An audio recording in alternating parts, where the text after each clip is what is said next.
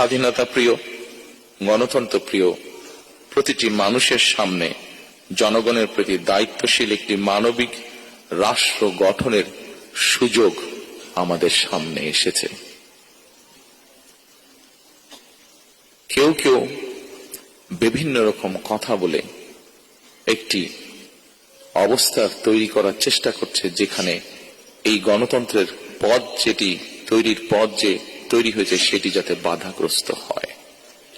আমি অনুরোধ করব আপনারা, এবং আমি অনুরোধ করব বাংলাদেশের দলমত নির্বিশেষে প্রতিটি মানুষ যারা গণতন্ত্রে বিশ্বাস করেন,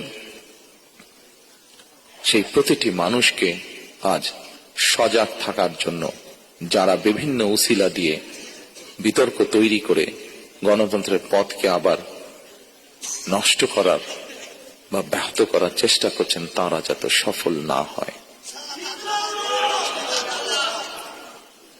প্রিয় স্বজনরা, উপস্থিতিবৃন্দ, এবার যদি আমরা একটি দায়িত্বশীল গণতান্ত্রিক রাষ্ট্র এবং সরকার গঠনের সুযোগ হাতছাড়া করি, তাহলে গণতান্ত্রিক আন্দোলনের আমাদের যে শহীদ,